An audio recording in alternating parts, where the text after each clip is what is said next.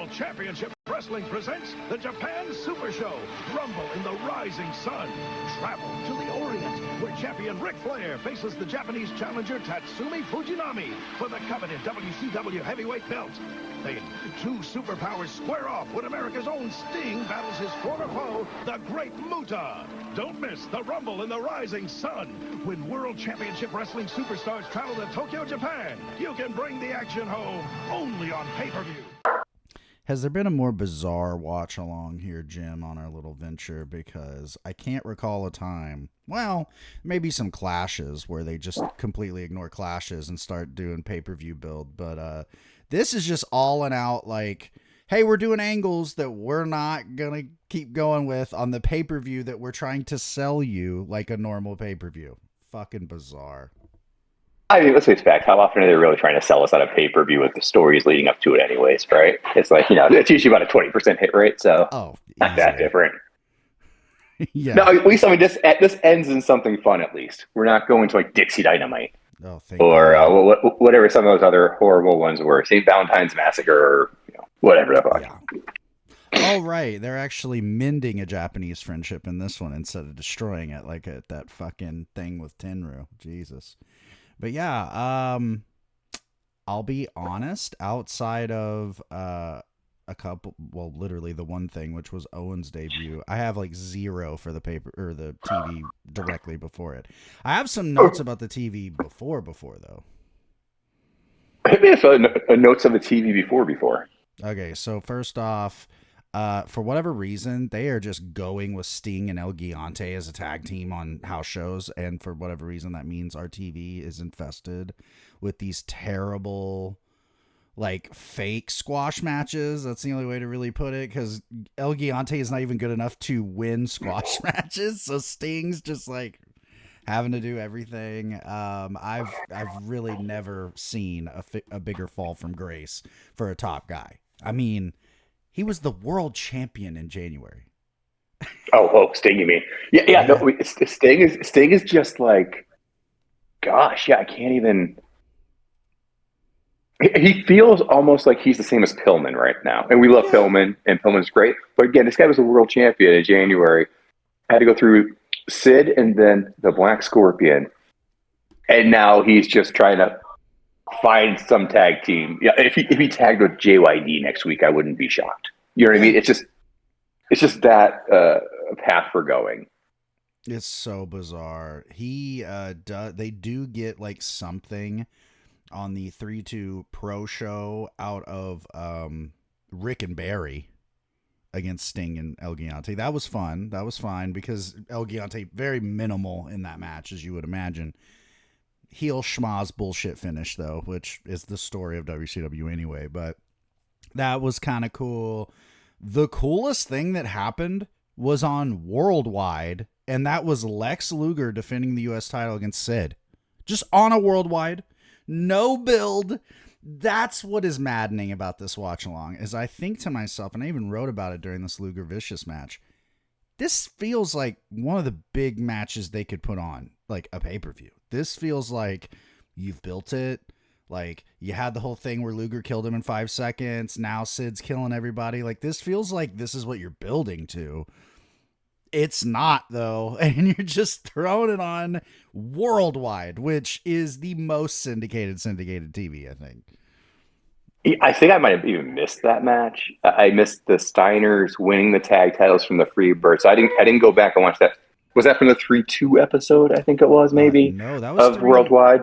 That was 3-9 Pro and Worldwide. Yeah, kind of everything so overlaps, and so like I think even like I went from the 3-2 to the 3-9 to the 3-16 Saturday night, and I'm like, it kind of just felt like the same thing. Yeah. The only show I got excited, I messaged you and I said, 3-16 stuff happens.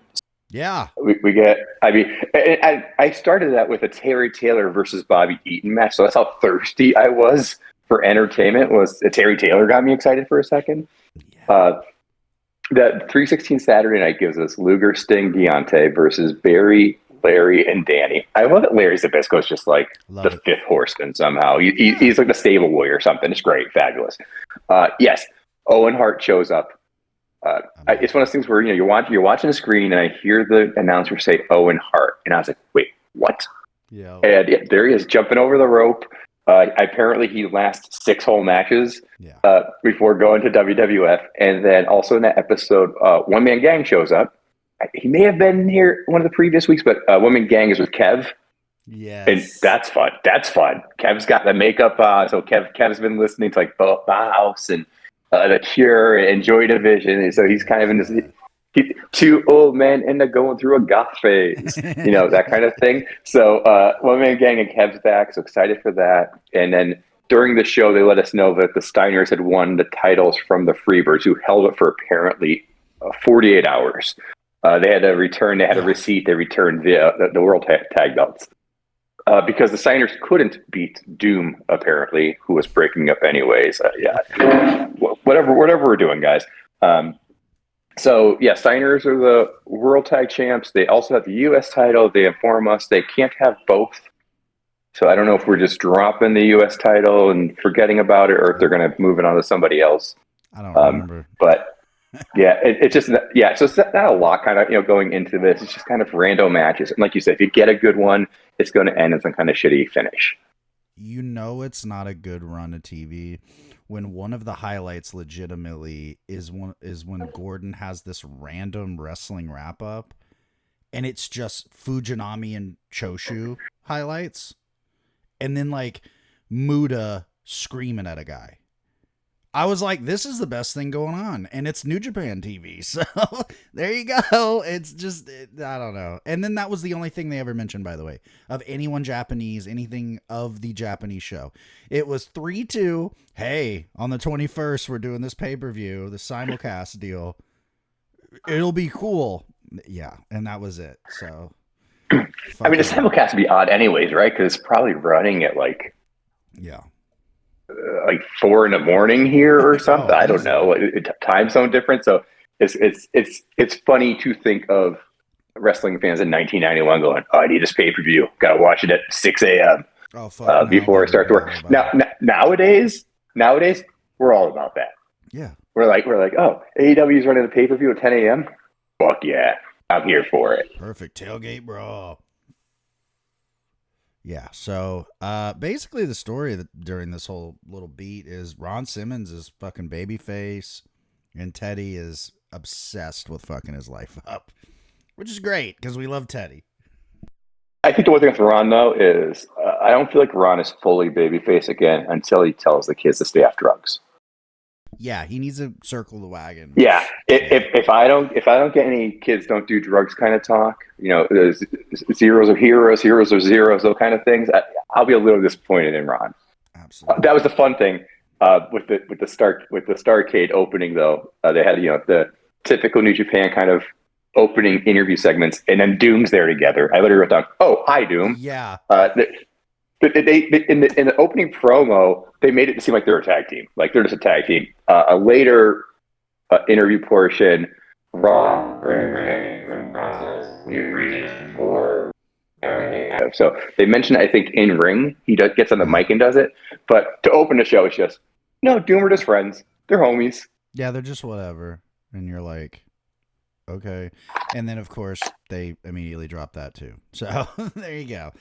The other thing that they push for, which one of our absolute favorite things ever, I'm sure, not really, is the Big Josh gimmick. What's that? Fuck, I don't know. And they don't either. We had some fun with Big Josh in the Discord the other night, equating Mark Davis to being the offspring of Big Josh Davis. They're really still trying to get Big Josh over. Yeah, who is a lumberjack friend of Tommy Rich's, who will vouch for him. Yeah, which I don't even know what that innuendo could possibly be. I guess drug related. I don't fucking know. Jesus, Tommy.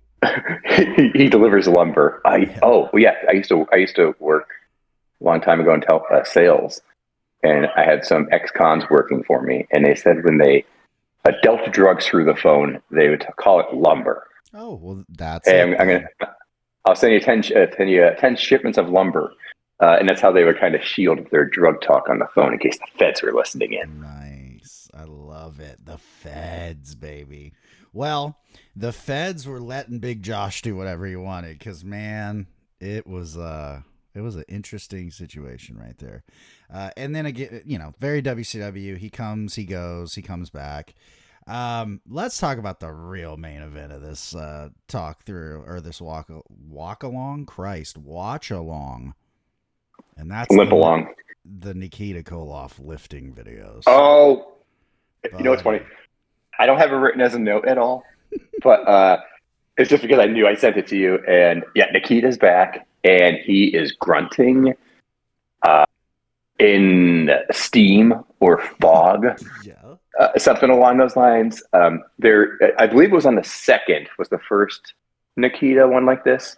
Yeah. I'm watching it. My wife's in the kitchen, and after about 10 seconds, she goes, "What is wrong with him?"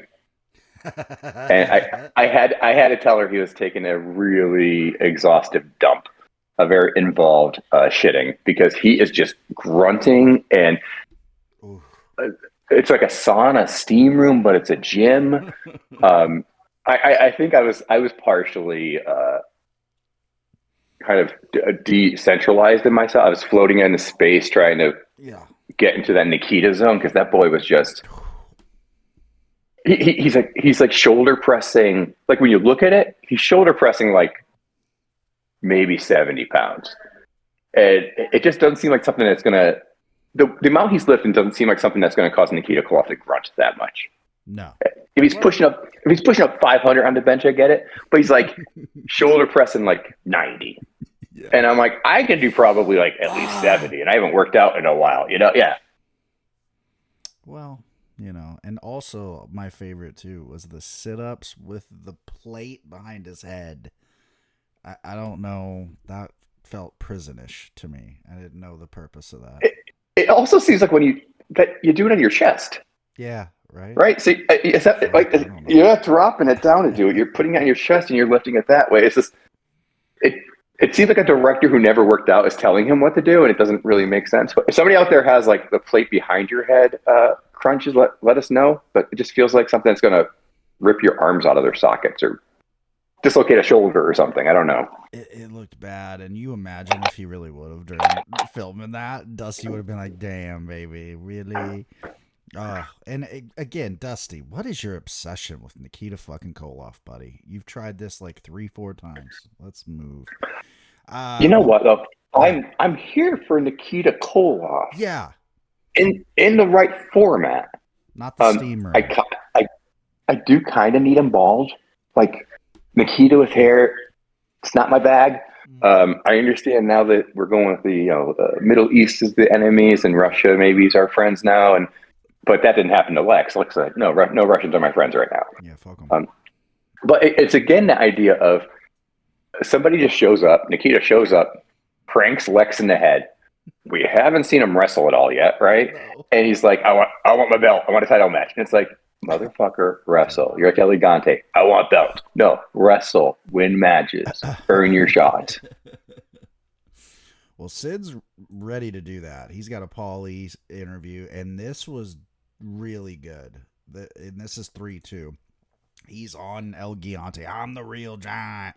And I believe this is the first time, at least he's used it in a promo proper, the I rule the world tagline. Very great. Sid during this feels like he's finally putting the pieces together. You're like, ooh, I see a character brewing here. Like, especially when you know what ends up happening. Obviously, it helps, but just the development. He wasn't this comfortable just like a month or so ago, And I think, mostly when we see him, he's solo. So he's not rubbing off it's Sid being him. He's his own thing, kind of. It's almost like, Larry's the new horseman, and Sid is just like, he went off to college. And so he's kind of living on his own a little bit, being a badass. Still don't trust me, crazy ass man. But he's like, I'll team with Danny. I'll team with whoever. It doesn't have to be a horseman. Those guys are kind of lame. They're weird. They don't like playing softball. One funny story about him during this time had to be this time. there was at least a loop where Kevin Nash said that he was in a car. Imagine this car. This might have been a little earlier than this. Actually, I don't know. I think they brought Sheik. No, yeah, we just talked about Sheik, right? Sheik was just here recently. All right, so yeah, last time Sheik's there was around this time. It's Dutch Mantel, Iron Sheik, Sid, and Nash riding around the car, going to the gym. I mean, going to the gym. Yeah. Dutch and Sheik at the gym. Do they have the Persian dumbbells there? Like, do they go to like a platinum gym instead of gold gym? And they have the Iranian dumbbells? No. So the thing is, Nash described it exactly like this: we'd go to the gym. Dutch would be in the waiting room reading a fucking magazine because he ain't working out. Sheik would kind of like. Sheik apparently is, and this will not shock you, like the lurker guy at the gym.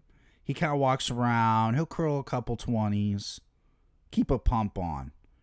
He said, me and Sid are fucking we're the guys just, clanging the fucking shit in the fucking gym, what you would imagine, the meatheads. I wish I would have had that documentary, that would have been amazing. So as you're telling me the story of these people riding together, my first question is, what kind of a vehicle? Yeah. Because to have Nash and Sid, like, you need some leg room. Because anything Dutch and Iron Sheik, I'm like, put them in the front, I guess, driving, and they got to move their seats all the way the fuck up. Yeah.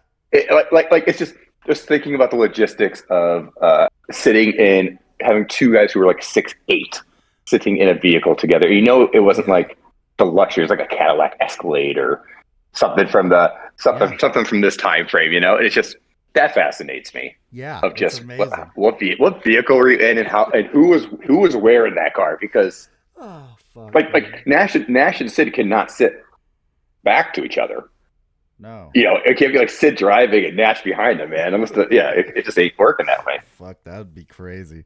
But hey, then there you go. But you know what? That makes sense why Sid kind of developed with Dutch was a hell of a promo.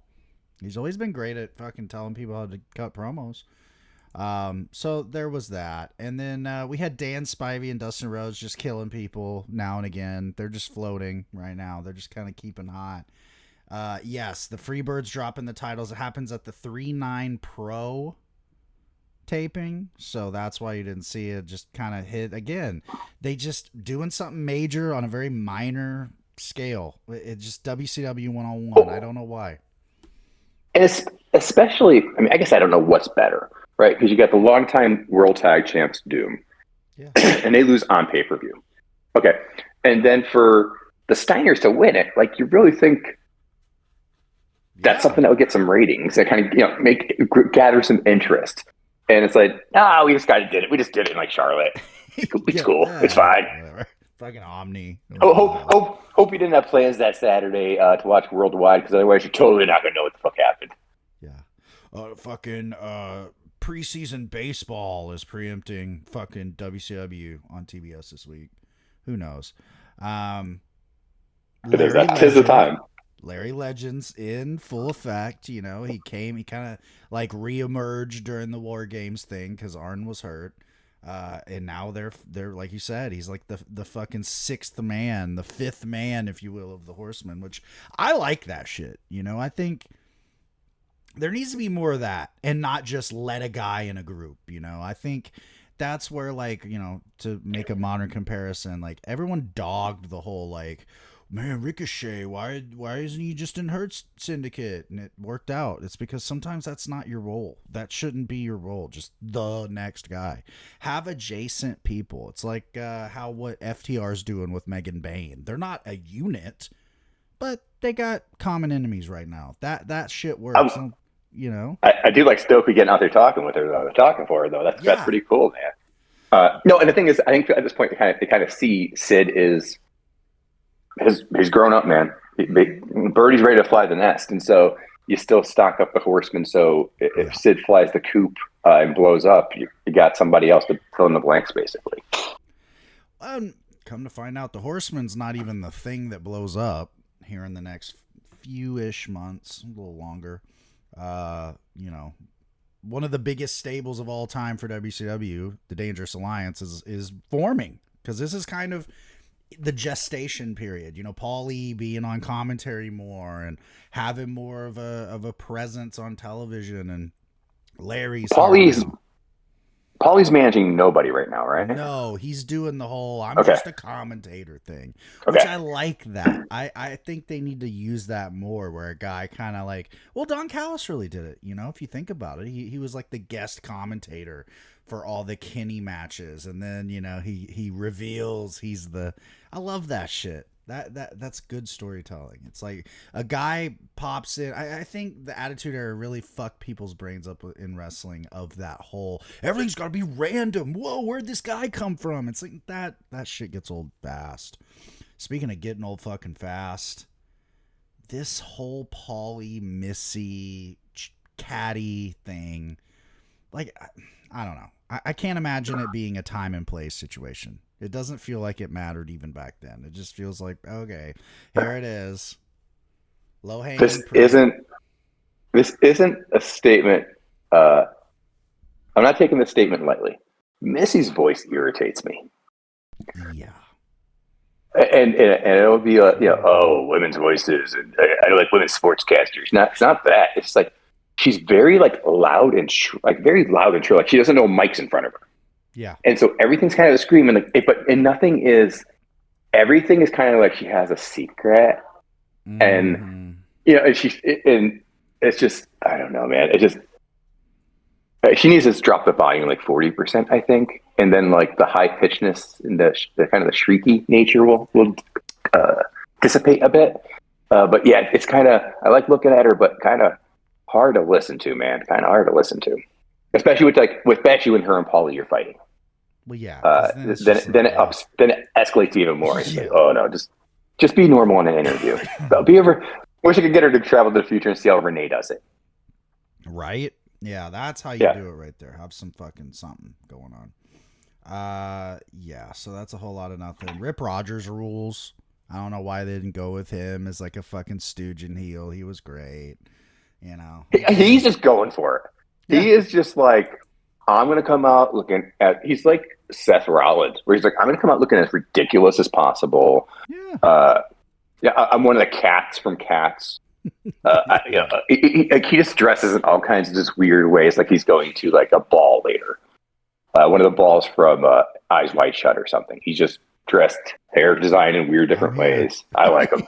yeah, I like him better than Buddy Landel. Like, he's more entertaining than Buddy Landel. It's interesting to look at sometimes. God, I love Budrow, but you're probably right. Honestly, yeah, he's probably more entertaining. If you give me those two on the, if you're telling me, one of those two are going to be on the next segment, I want it to be Rip. Yeah, I mean, Rip adds something that you don't already have on the show. Yeah, Budrow's doing a mix of Flair. We literally already have a Nature Boy. Yeah, we already have a Nature Boy. You're bringing nothing to the party. Yeah, we got that at home. You know what I mean? Thanks for bringing the eighth bag of chips to the potluck, bud. But Rip's over here making like queso dip or something. Thanks for the Capri Sun pickup, dog. Fucking wonderful. That's what we needed here. Yeah, so that's happening. I think that Big Daddy Dink also, no need for him whatsoever. Fucking this Bobby Eaton fucking Terrence Taylor match. First off, how many did we see? Right? And I love Terrence hitting him with the computer. Just boom. And then that computer cost $12,000. Dude, $12,000.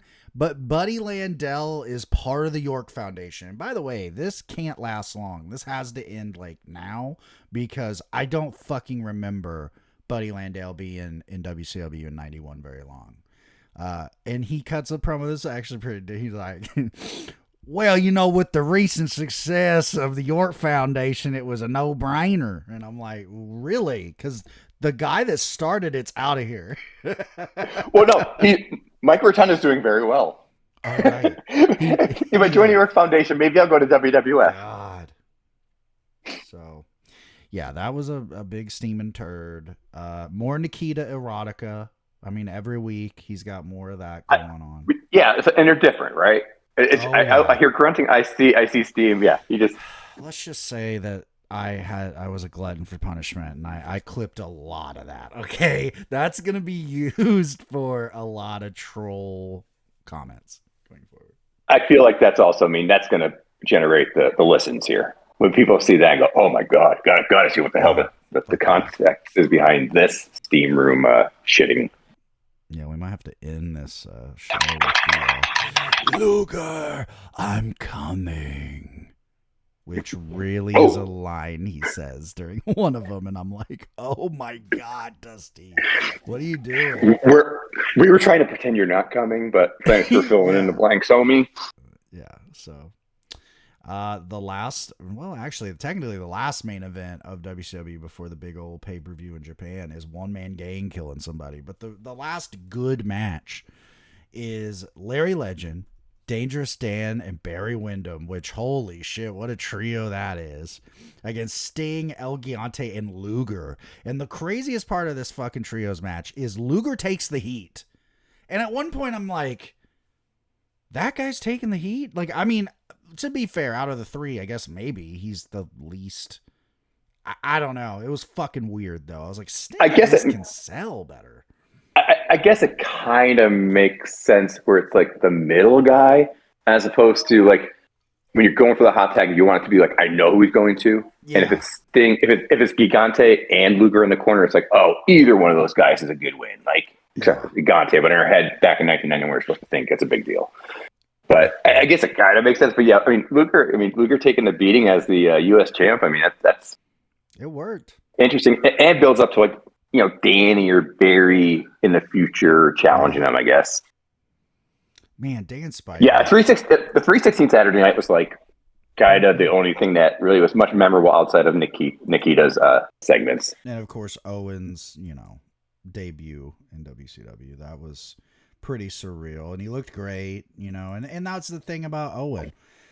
So the whole story with this apparently is they were like, oh my God, Owen Hart, man, fuck, that'd be great. And you think about it, that would have been so twofold. It's like, not only get Owen Hart, who's a really great wrestler at the time, could have been somebody Pillman could work, by the way, and have a great match and show off, which we see in the fucking pay-per-view later, where when he's over there with guys in Japan that can fucking work and want to work, it's like, oh my God, Pillman's the best guy we probably have. And also, obviously, Bret Hart is just now sort of he's about to get out of the Hart Foundation and get his big monster singles push. He wins the Intercontinental title by August of 91 off Mr. Perfect. So this is, in hindsight, like, this would have been such a layup. Get Owen locked down. You would have already had a chance to get him hot and ready to go. Granted, it's hindsight, right? No one knows this. No one knows Bret's about to break off and become a big star by himself. But either way, you got fucking Vince McMahon over here literally trying to kill your business. And here you go. You can do a good thing and kind of hurt his. It's like, it's bizarre. And like you said, 6 shots. I don't know who made the decision that let's not even bother. Probably Jim Herd. Can't imagine Dusty not seeing anything in him. Dusty got talent at least, but just a shame. And especially the timing of this. Why was he not part of this Tokyo Dome thing? That would have been perfect. Him and Liger would have been amazing. I love what happened, but God, him and Liger, fuck, it's just a bizarre time right now in WCW. No one knows what the fuck they have. This is post Blue Blazer. So I think in the previous episodes, you go back in the annals here, Blue Blazer was somebody who blew our minds when he showed up in WWF back in the day. I can't imagine. I don't believe I was watching WCW at this point. I believe the reasons are very evident why. So I also don't know if Owen Hart debuted in WCW, if I would have at the time known, hey, that's the Blue Blazer. I may have, but I'm not sure.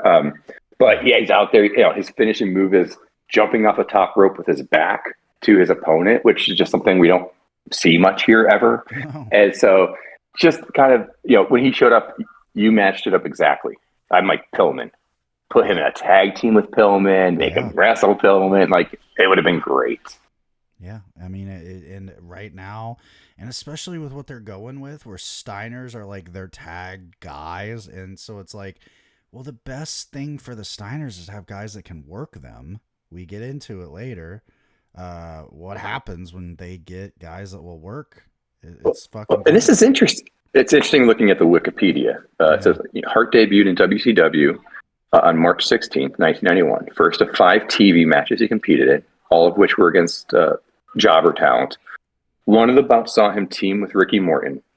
He also teamed with Brian Pillman, getting several wins over the Freebirds, who just lost the titles. Oh God! So I mean, that really kind of shows you, like, whoa, like you have this new tag team beating the uncrowned tag team champs. Like, oh, that would have been fun. Oh, that would have been a fun tag team. Yeah, I mean, I'm already like thinking like Canadian Stallions. There's shit you could have done with this. You know what I mean? Like the Calgary Kids, like, go with their backstory. I don't know, man. That's one of those layups that just seems like, how did that fall through the cracks? And basically the reason that is given in the wiki is Owen didn't want to move himself and his family to Atlanta. Okay, well, that's fair then, I guess. I kind of forget, there is that whole... It's like the AJ Styles story from back in the day where he was given a developmental offer, like, God, I want to say in 2001 or something. And his wife was going through college to be a teacher. And he was like, I can't do that. Like, she's got to finish school, So it's like, I get it, have a life. And sometimes that's the thing what modern fans miss, right? Like, we get so wrapped up in like what's going on and the TV and the rain. There's a world outside of this. Like, where's Andrade or where's so-and-so? Doing real life, probably, is what they're doing. Chill, maybe pump the brakes a little bit and appreciate what you got. And right here, this is going to be a great segue. We got a good fucking show right here. I really enjoyed this. I learned a lot. There are a couple guys I didn't know who they were, and then I was like, that's who that is? Wow, that's cool. And it's a break from the monotony that is major WCW shows at this time, where it's like, if it's a clash, it's like segment heavy. If it's a pay-per-view, it's matches going too long for no reason. We do have that still. But I think overall this was a really great show.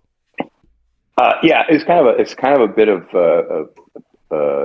2 different shows for me almost. One, I was watching outside, enjoying some herbal relief. Yeah. And the opening show really got me. I was having difficulty getting onto my TV, so I had to watch it on my iPad. Once I moved inside, I was able to get on TV. Lack of English announcers will always hold me back because my attention span isn't that good. Mm-hmm. And I do not have a strong knowledge of early 90s Japanese wrestling, so for me, it's a lot of kind of new stuff. So I look to you as a sensei of kind of filling in some blanks, but it felt so NJPW. It felt so New Japan. Yeah. The whole production of it, the matches, it's just, we'll get to it in the first match, but the first match impressed me. Yeah. The one thing that really confused me was the fact that the matches as listed in Cage Match do not match the order that we watched. And that's why I had asked you if you watched it, because I'm like, are we missing matches? Because like the trios of Horner and Z-Man came later in the show than what it shows up front. So it's exactly what happened with my Collision taping, so this was shown live. I had assumed this was the live feed. It was not the live feed. This was the commercial tape version of the broadcast. But I don't notice a lot of clipping. I do notice some matches are clipped, and I can tell that they are, which is fine because you can't find this fucking show really, period. So what it looks like they did is look at this thing and go, how can we make a cohesive show out of this that isn't just we're throwing matches at random? Because you can see, like what you're saying, the Cage Match rundown, it's very like blop, blop, but they were just plopping matches on shit. The only matches that seem like they're in where they're at on purpose is obviously the main event and probably the IWGP tag match, because they very clearly knew that was going to be a fucking barn burner. So they put that kind of in the middle. But outside of that, yeah, it was very weird. At first, I had the same thought, and then I remembered, oh, right. This is a super common thing from 90s Japanese wrestling. If you got a commercial tape, it was clipped to fuck. They would move shit around. You couldn't... It's almost like don't even look at the fucking order. Just like look at the names. Because that, I mean, even for me, I had to look it up. And yeah, you got into the first match. Like, I'll be honest, the first match, I was like, oh man, this is like the old guy Japanese match. And it was, because Animal Hamaguchi, Kentaro Hoshino, Kingo Kimura, and Osamu Kido alone, those are all like guys that were Inoki guys from early New Japan. They're like the dudes that sort of galvanized the early days of New Japan as the, hey, and it's Inoki and his buddies. And then, you know, Blonde Outlaws, you got Hiro Saito, which I assume is Masa Saito's younger brother. Norio Honaga, and Tatsutoshi Goto, he's okay. Super Strong Machine, dope as fuck. I was blown away at how good Hiro Saito is in this fucking match. He's the one of the fucking bad guys. He's the blonde-headed guy for one, but also he just takes insane bumps. There's a point where him and Hoshino, who is just the smallest Japanese man alive, that is the swankest fucking worker ever. I mean, Hoshino's one of those dudes that when I've gone back and listened to like old Death Valley Driver video review stuff of when they would go through and do the compilation tapes, they did one of 80s New Japan, and all of them agreed that the revelation of watching all the footage was Hoshino. And you see why. Because he's doing shit, man, that fucking Gran Hamada was doing 10 years before Gran Hamada was doing it in front of anybody important. So fucking amazing. It was very slow to begin with. I was like, oh God, here we go. The plotting shit that I don't like about New Japan. And like I said, Hoshino and Saito just sort of like break it off. And then Kingo Kimura comes in, starts just stiffing the piss out of people. Animal Hamaguchi, he's like the super, super big dude that was in fucking orange tights in this thing. He's kind of there to just sort of take the glory, which he does. I would say this. I would say if you want to get into New Japan from the era, this is a must watch. If you don't, you could probably skip it. You know, literally the coolest thing was Hoshino doing shit with Saito. That's really kind of where it ends with the greatness. Yeah, I mean, I said before, New Japan has style. And if this video was at 80p, you could have convinced me it was from 08. Yeah. Like, just that's how, like, we know when you watch a New Japan show, you get this opening cluster fun of a match, 4-on-4, 5-on, some kind of big multi-man match. And we know it's not going to mean much in the grand scheme of things. But watching it, I'm like, it didn't feel that different than watching a modern day one, outside of updated gimmicks. And like I said, it's usually older guys, and they kind of have that more basic look anyways. Yeah. And this, I don't want to say blew my mind, but I really appreciated the stuff that I love watching wrestling of nowadays, AEW especially. We know this is the DNA that courses through AEW's veins. Yeah. It's like 30 or 40%. We get these Brodito and Kenny and Hangman versus the Don Callis family matches. It's just this kind of stuff, and it's just kind of constant action, constant switching up. It just really, I was like, oh, this is better than anything else we've watched recently. Literally. Just this opening 8-man match that has nothing to do with anything.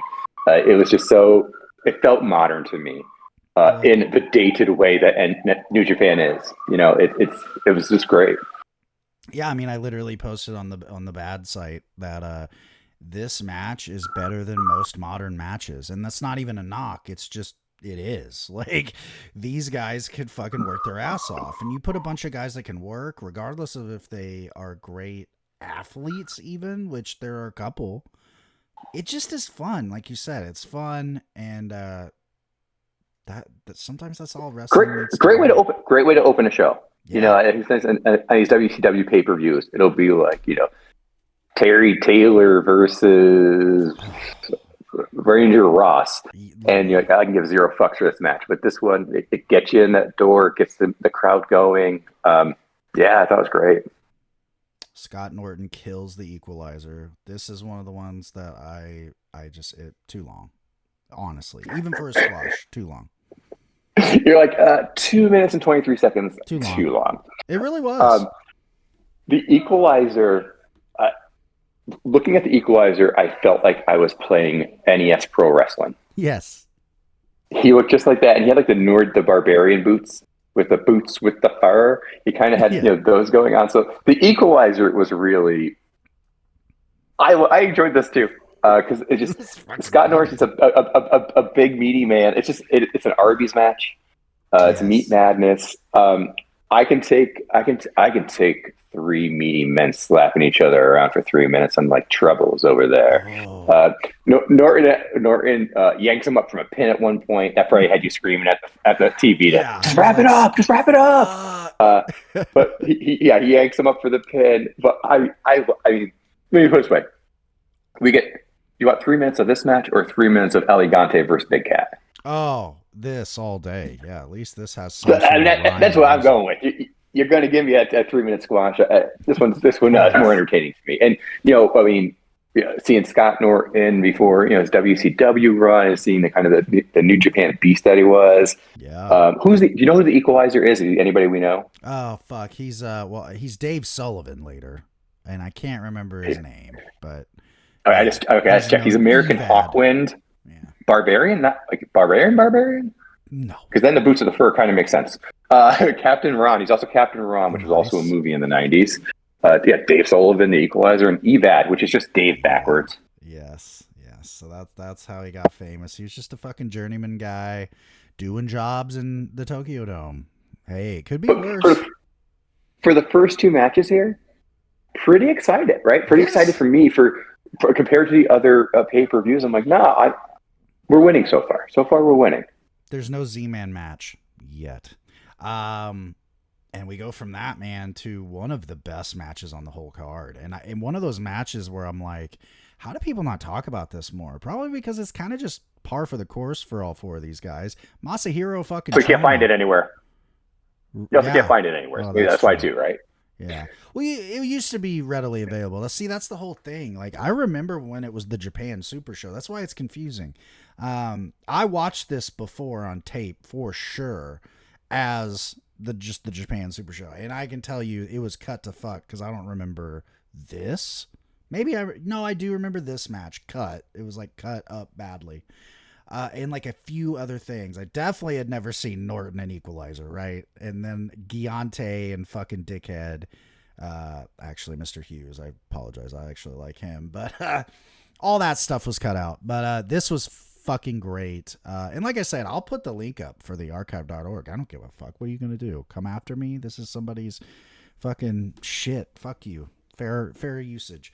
Anyway, so, I mean, Chono and Saito against Barry Windham and Arn Anderson, which another one, I keep watching Barry and Arn together, and I'm like, I get that, like, the tag team going forward is Arn and Larry, and they were great, but, like, why didn't something happen with Barry and Arn? It's like, feels bizarre that, like, they had this little run, and it's like they never won the tag belts, ever. They never did this again. It just is kind of like, we'll drop it. This was a great match. This was like Chono and Saito going, welcome to Japan. We're going to stiff you. And then Barry and Arn going, joke's on you. We got beat the fuck up all the time back in the day in the territories. And so this is just a battle of wills, basically. And a great wrestling match. It feels like the basics are just done so well here. The way that Saito works up into hitting a Saito suplex on Arn, who fucking literally flails like a fish, is incredible near the end. Everything. The stooge piece of shit finish where the heels cheat. It's just, what else do you need? especially in 91. It can't get much better than this, and it does later. We get 3 tag team matches.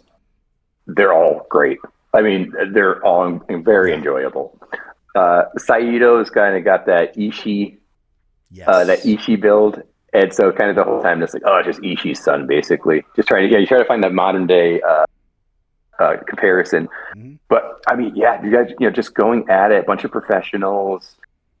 I mean, is it 50-50 probably? I mean, they really, balanced it out pretty well. The ending for me was a little weak. I mean, basically it was kind of like a clothesline for a pin in the end because our induct or whatever. But it was a very fun match. No titles involved.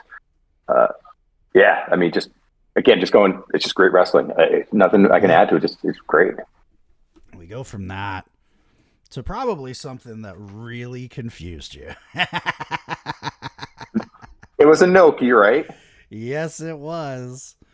So, and you tell me what happened here. I don't know. It's actually an amazing story of why he started doing this. So, and I'm just now getting into actually the history of it, thanks to another fucking plug, even though this guy doesn't do anything, but I love his service. Wrestling Playlists, fucking PWO Loss over on everything. So this is basically what happened. During the 80s, there was the big exodus of Akira Maeda and all his students, and they jumped and formed UWF. And it fucked up Japan in terms of perception because it really was like a two-headed monster, very similarly to how Vince ran shit here. It was All Japan and New Japan, and they sort of like came to a point where they're like, all right, we can keep fighting each other, or we can both go, hey, we don't like each other, but let's make sure that we're the only two in this game. And then we both win. So there was sort of a mutual agreement there where it was Baba and Inoki, and no other office was to exist. So a lot of people don't really understand that part. And it's very important when you realize, something as innocuous as Akira Maeda going, hey, I don't really like your business practice. Fuck New Japan. I'm just going to go do my own thing. I got money. That was a huge deal. So in the wake of that, New Japan did everything they could. They went to people's mothers' houses, literally, to try to blackmail them into. That's what they did with Masakatsu Funaki. They did a lot of fucking underhanded, fucked up shit. And so it backfired every time. And Inoki was left in disgrace. And a lot of what it was, because Japan is very big on this, was that when everyone sort of watched Maeda and his guys wrestle, there's like, well, fuck, they look way more real than Inoki. And the whole thing about Inoki was his whole thing was built on, I'm the baddest motherfucker on earth. That was what New Japan was based on. Inokiism is this idea that, Inoki is greater than any fighter. He beat, quote unquote, Muhammad Ali, all that shit. So, Inoki's fucking nuts. And in response to that, you know what? If I'm not considered the toughest, then I'm going to be the most violent. And so what he did is he demoted himself, quote unquote, to these opening matches. And all that it ended up happening basically is he would just beat the piss out of the young boys, like beat the piss out of them. And the idea was he's showing, no one's going to fucking be more violent than me. It backfired. The only thing that happened for Inoki was that he had more money than the other guys. So he ended up winning in a lot of ways. Granted, though, not really, because that opened the door to all the Japanese indies that come after that. Fucking FMW, Michinoku Pro, anything. And so this is 91. Right around the time, FMW just started about 89, 90. We've got all the UWF Fallout companies are starting. PWFG, which was the Fujiwara one, Rings, which was the Maeda one. So there's this huge, almost like seeding that happens in Japan. And this is really sort of the beginning of that. And so I think Inoki, seeing that, went, ooh, let's keep that fucking thing going. I got to keep looking strong. So he just would do these weird segments where he would just slap the piss out of young boys. And that's what happens here. He beats the piss out of like 3 or 4 dudes by himself.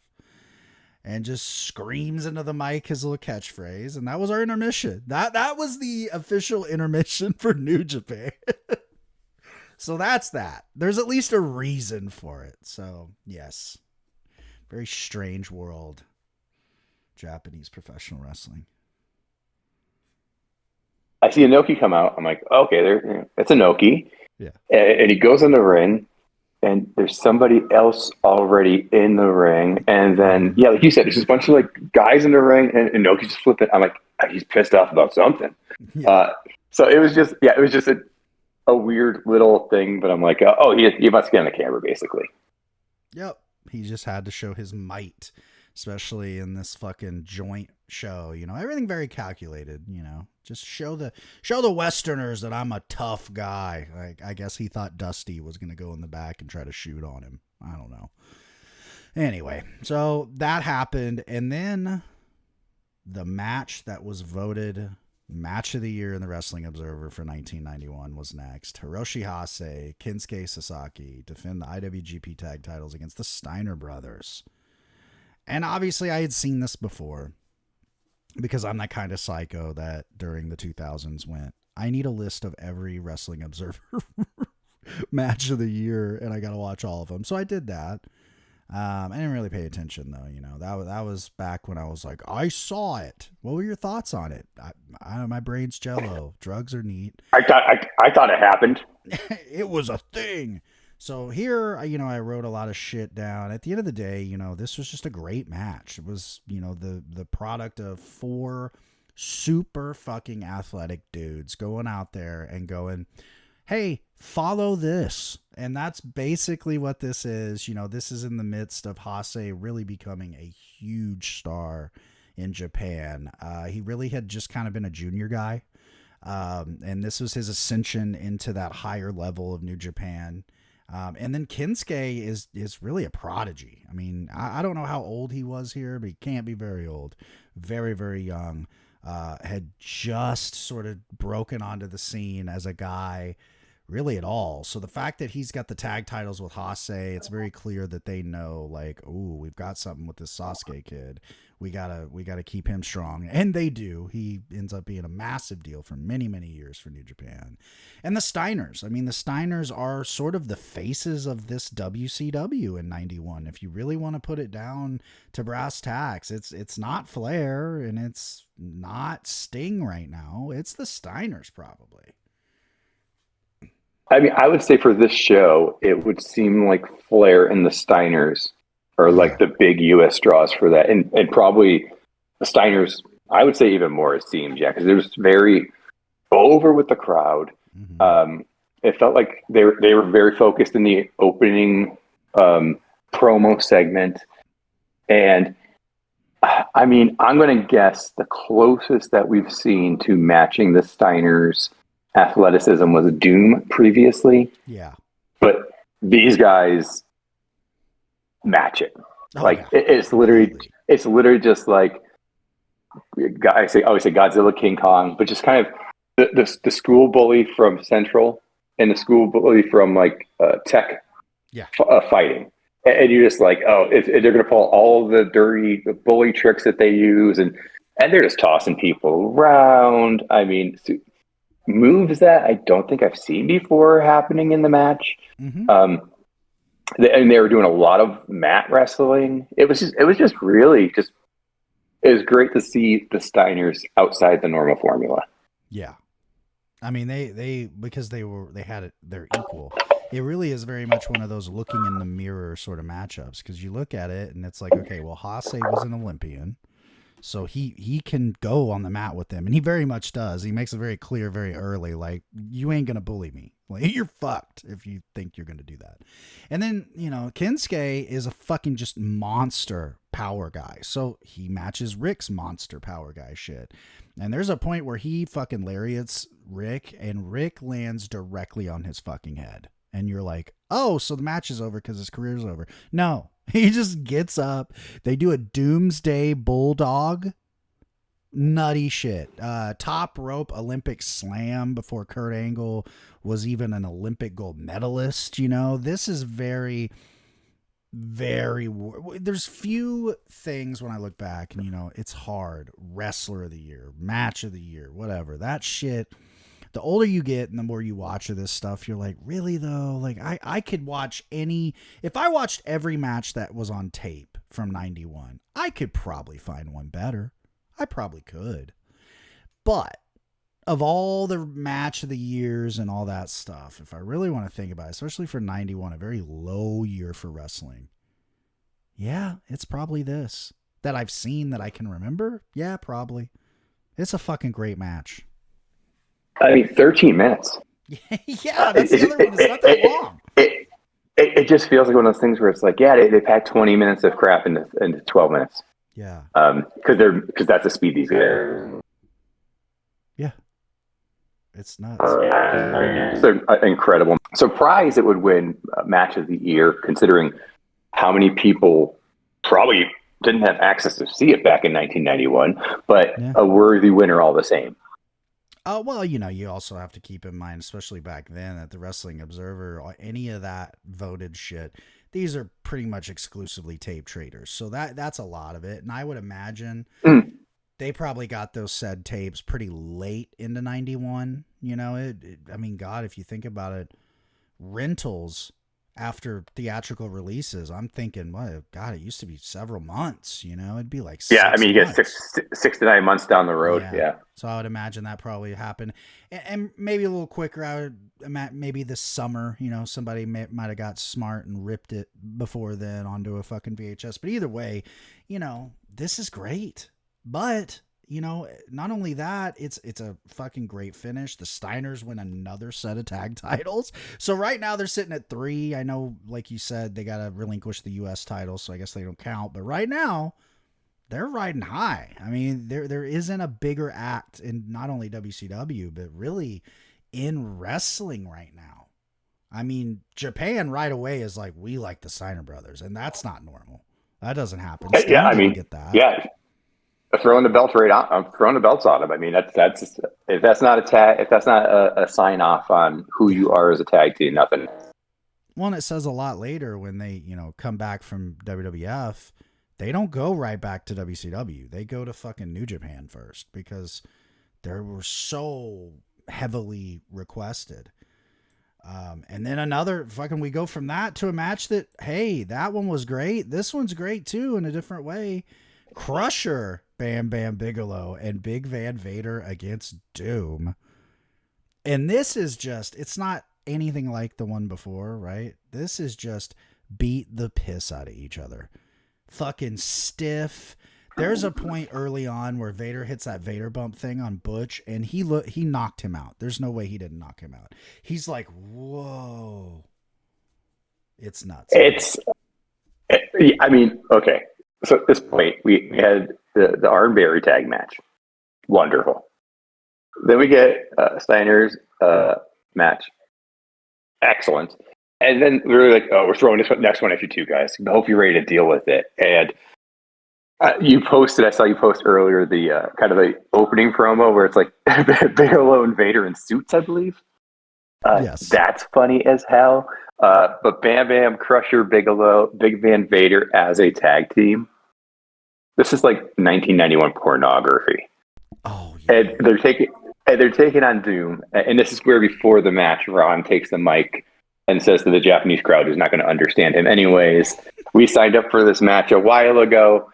I'm hoping my partner will follow through on our commitments and do our best. So yeah, it kind of explains for our fans, for the U.S. fans, why the heck this is even happening. But yeah, it's exactly what you would expect. I'll ignore Doom. This is exactly what you would expect a Bam Bam Vader tag match to go. Yes. It's exactly what you think it is. Yeah, it's what you think it is. And that's how it ends. They beat down Doom. Doom shows a little fire. They look like, oh, maybe they'll come back. And then the finish is literally Vader just squashes them with a splash. 1, 2, 3. That's it. Literally, it's like a human being squashing a bug. That is the tag team of Bigelow and Vader, and they dominated. And their matches are out there, and I would highly recommend watching that, especially for people that are like really into big athletic tags, you know, guys like Keith Lee and Shane Taylor, that sort of thing. Yeah, they got a lot of their shit from these guys because they fucking look great. Yeah, I mean, we know Bam Bam and Vader are two of the 10 most interesting wrestlers of this time period. And so putting them on a tag team together, like, Jesus, that's it. That's print some money there, kids. Yeah, that's super money. Unlike the next match, which was, oh, buddy, Ricky Choshu against Tiger Jeet Singh in the greatest 18 club title match. No count out, no DQ. This is basically a bloodletting, which is cool, you know, and they bleed a lot, but there's no reason for it. It just is like they're stumbling around bleeding, and there's no real good wrestling happening. It's something different. Like, you know, I guess it's like, you know, how we look at with AEW pay-per-view sometimes. It's like, oh, it's a little bit of something for everyone. And this one is, hey, we're giving you some blood. But it was, I don't know, it was fine. Like, it didn't, not understanding the stakes or why I had to get to this point of this, you know, maybe that would add a little bit more for us. I mean, Wrestling Observer, the cage match is 3.8, so the fans aren't huge on it either. On the show, this comes between Muta and Sting and the world title match at the end. So this is the second to last match from the original taping run, which would definitely feel a bit weird, I think, as well. Yeah. After those previous just 2 tag matches in a row, it was just those 2 in a row, right? I mean, technically it was 3 in a row. 3 tag matches in a row. Like, for our viewing purposes, this is actually a decent place to put this guy. I don't know if in the original run time, if it's good, but here after just 3 Haas tags, sure, it's here. Tiger Jeet Singh feels like the one, like I said, I don't want to get into like racial stereotypes, but it's basically what everything was back then. Is the one guy from Mike Tyson's Punch Out. He gave me strong vibes of that guy. I can't remember his name. It's not Piston High. I can't remember what his name was there, but strong vibes of those. You know, blood. It's something. If you were at the show, it'd be good to go to the bathroom between the Sting and Flair match, basically. And a lot of what this is Tiger Jeet Singh, huge heel back in the day for, you know, God, even 70s New Japan. He was one of Inoki's like legendary opponents. So this is like a, hey, thanks for, you know, selling all those fucking gates for me. And Choshu's Choshu. Choshu is, I can't even describe. Choshu's almost like he's like a mix of Japanese Dusty and Eddie Gilbert, where he's got the ability and the overness of Dusty, but he has sort of the I'm gonna burn every bridge in the fucking world aspect of Eddie Gilbert. So it's very frustrating, and you're just like, okay, man. And again, he's not long for this world in New Japan. He ends up jumping and doing his own thing. It's just the Choshu fucking vortex. So to be fair, if you're going to do anything with Choshu, you have to have some sort of weirdo like Singh in there to do it with him, because you can't like rely on him. So that's a lot of it too. And then we basically have the Flying Brian coming out party in Japan. He basically single-handedly has really good matches individually in this one with Koshinaka, Kobayashi, and even Izuka, who is like the youngster here. And that's basically what this is. Tim Horner has some okay moments. This is very much like an exhibition of stuff. Yeah, Tim Horner, I'm like, Brian Pillman. Z-Man, former TV champ. Okay, I'll take it. And Tim Horner. Okay. Tim got there too. But yeah, I mean, I literally don't think I recall any other moments in the match outside of Brian Pillman being in the ring. No, there was nothing. I don't know if he was in the ring for 75% of the time, and that's why my memory is like that. But it's kind of all. But yeah, he do all this crazy shit off the ropes and pull out like his full athleticism arsenal. And so that was great to see, kind of like how the Steiners were able to do it.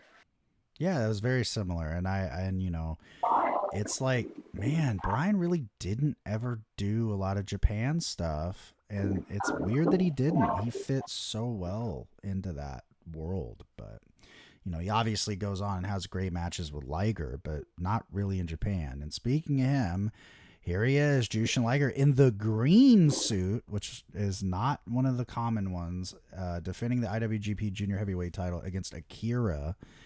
And this was fantastic. This was kind of, another one very much within the realm of a top match on the card. Obviously that Steiner match at the top. This one's kind of right under that, I feel like. Very, very good. I like that it wasn't just spots to be spots. That's my favorite thing about Liger. He makes everything make sense.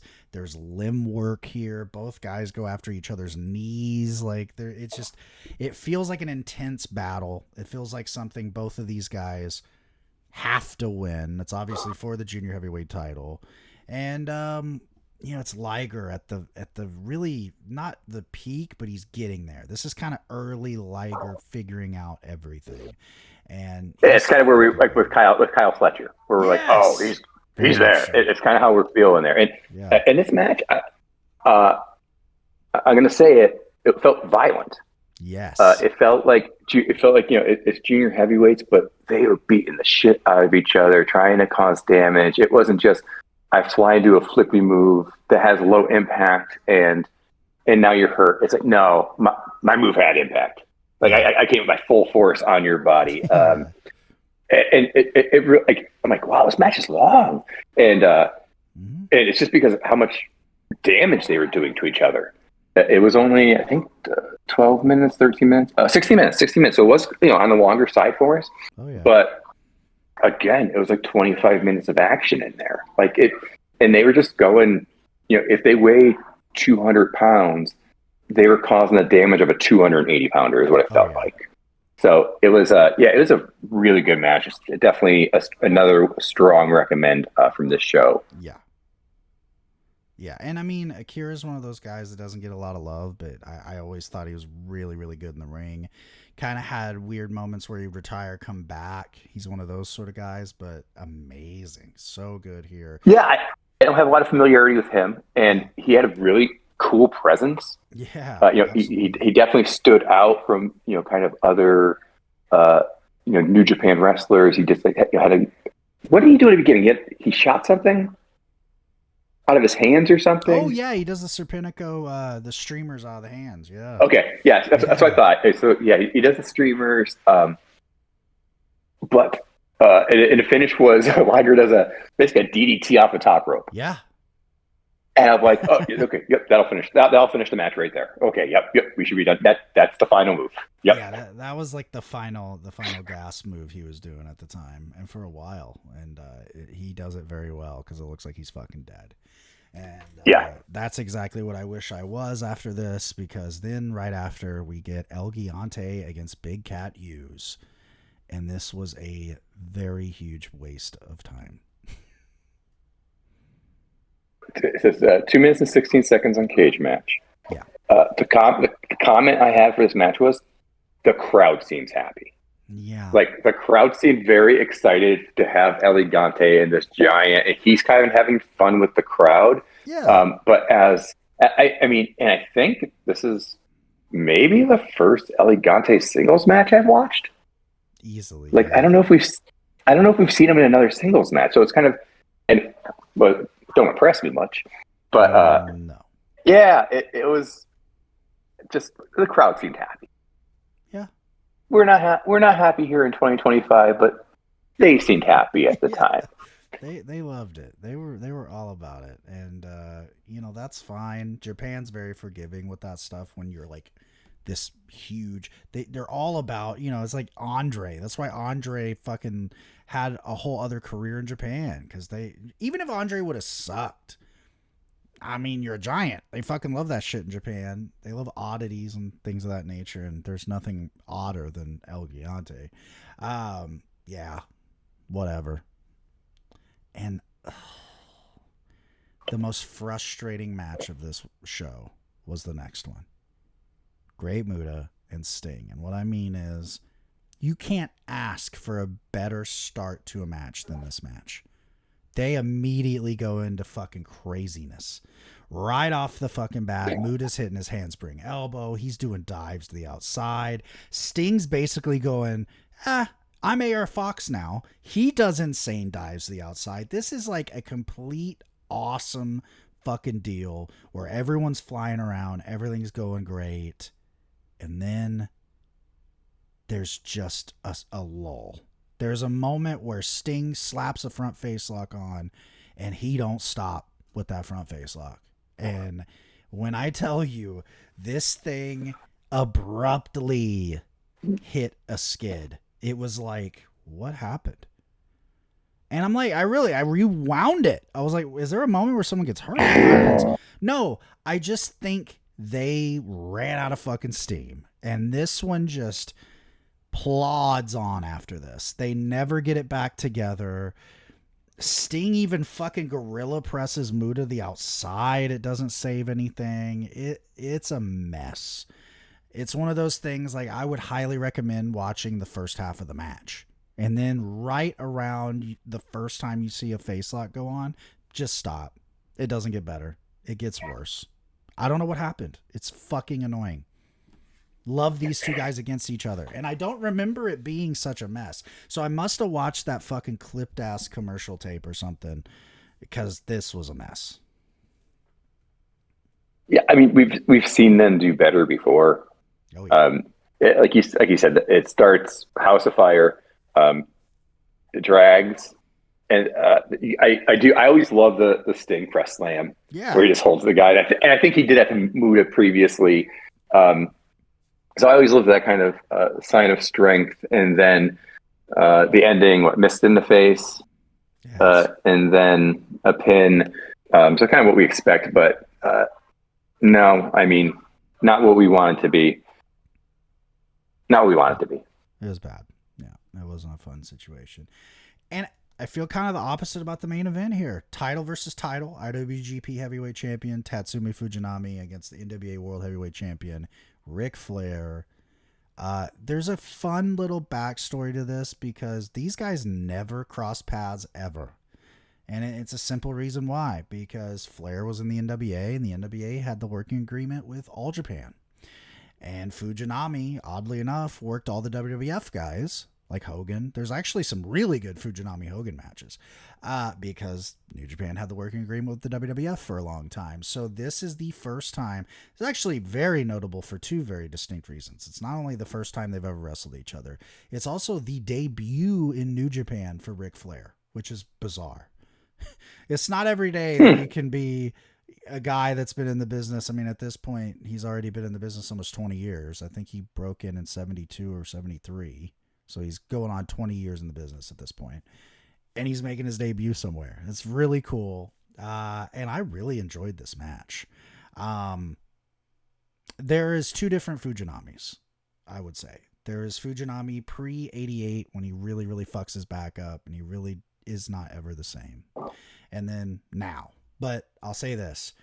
Fucking half-mast Fujinami is better than most people in 91. And you see it. I mean, he's fucking phenomenal here. I really don't even know who to compare him to. It's like almost like a Danielson meets maybe a Nakamura in terms of like how he moves. He's very slick and everything, but he's so technical. Yeah. And then Flair's Flair. You know, Flair's great here. There's sort of a lull where it looks like fucking Fujinami's going for the slam off the top and they just sort of crumple. But these two are pros of pros, unlike Sting and fucking Muda apparently at the time, because they just improvise on the floor. It just becomes kind of like this little mini brawl on the floor.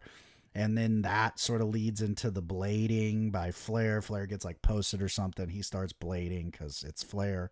And it's funny because blading wasn't really a thing in New Japan at the time. So they're just sort of like, whoa. Like it really got a good reaction because they're like, he's bleeding. Why? You know, they're like, okay. These white people bleed easy. Yeah, white people, very, very weak. And this is fun as fuck. I mean, a Scorpion Deathlock gets slapped on Flair. He's worming around. fucking Fujinami starts doing this cool shit where like out of that he does a fucking STF. He just rolls into a bunch of submissions in succession, and Flair is just totally frazzled by this. The ref gets beat up. Ref, by the way, Bill Alfonso. That was a fun little wrinkle in this as well. He gets fucking knocked on his ass. He's out of there. Flair's like, great, I'm going to fucking cheat. That doesn't work out for him. Fujinami gets him in the, it's like I think it's called a Cobra twist, where it's like the abdominal stretch with the neck wrench thing. And he turns that into a cool little cradle. And Tiger Hattori comes in to get the 3 count, and we get a new world champion. And I mean, that's crazy. Like them throwing the belt on Fujinami. I mean, regardless of it being 91, whatever. I mean, that just was like not ever a thing that happened for a major American company. Yeah, this match, it's interesting. I'm like, oh, is he going to come over and defend the title? No, because I don't know what comes next. When Flair comes to the ring with his ladies, with his Flair ladies, yes. So they kind of getting over his gimmick to the crowd. It's a different Flair match. It's not a formula match. Working with his opponent, Flair is so loud. Yeah, when he's on them, oh my God, Whatever he's in a submission move, he's just like scream. It's just funny, like listening to him. He's just like, "Oh my God, ow!" It's just so.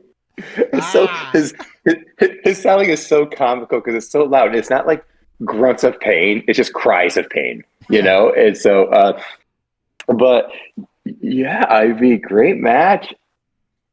Fujinami wins. Yeah, man. Okay, we got Steiners with the tag titles of New Japan. We got him with the WCW title. Like, that's fun, crazy stuff. That's more title changes than we normally get in a pay-per-view. And I'll go there. You know what? That's how you do a fucking working agreement, though. Everyone won out of this. If you think about it, that is exactly how you do a working agreement. Just for, no reason to bring that up in the modern day at all. But I'm just saying, that's what that looks like. Both sides won something. And my apologies, there was a third title change, the greatest 18 club title.